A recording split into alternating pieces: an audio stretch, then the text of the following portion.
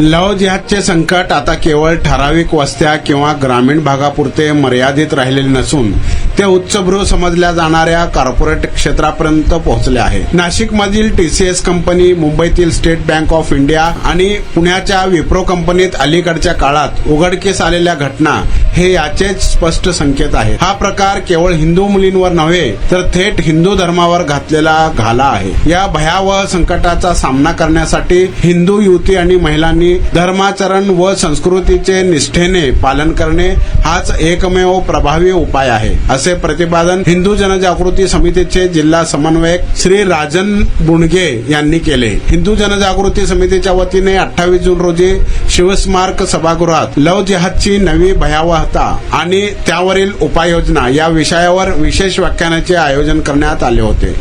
या कार्यक्रमात हिंदू जनजागृती समितीच्या कुमारी वर्षा जेवळे यांनी तणावमुक्त जीवनासाठी साधना या विषयावर उपस्थितांना संबोधित केले.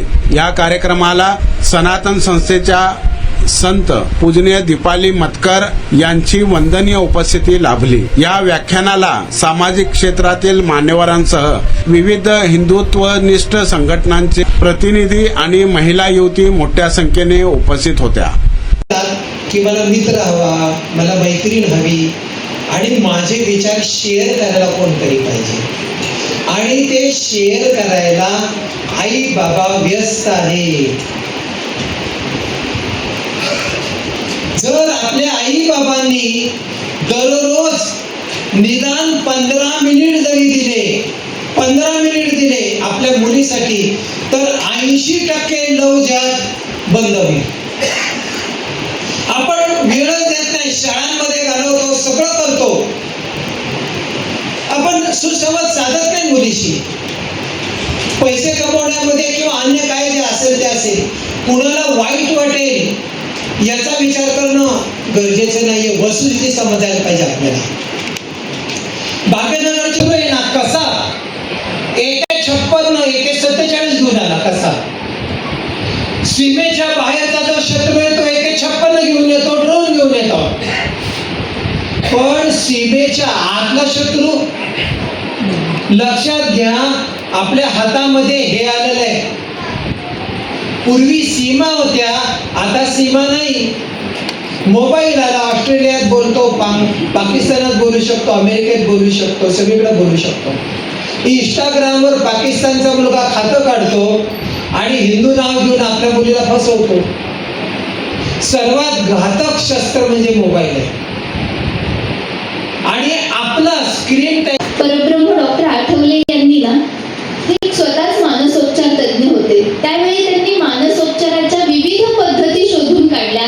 त्यातीलच एक उपचार पद्धती म्हणजे ऑटो सजेशन्स, म्हणजे आपल्या मनाला योग्य सूचना देणं. त्यालाच काय म्हणायचं, स्वयं सूचना. स्वयं म्हणजे कोण, मी, आणि सूचना म्हणजे योग्य दिशा. जसं लिहिलेलं असतं ना, इथंच लिहिलंय की इथे काही चिकटवू नये, ही सूचना आहे ना. तसं आपल्या मनाला, लहान मुलांना पण आपण अनेक सूचना देतो, गरम तव्याला हात लावू नकोस, उघड्यावरचं खाऊ नकोस. तसं ह्या सगळ्या मध्ये परिणामकारक जर उपचार पद्धती आहे ती आहे स्वयं सूचना. मनाला योग्य काय करायचं हे सांगणं, त्याला ती सवय लावणं. मुलांच्या बाबतीमध्ये आपल्याला त्यांचा अभ्यास कसा होईल, आता 12वीला आहे, 10वीला आहे, तो तर अभ्यास करत नाही, त्याचाही आपल्या मनावर ताण असतो.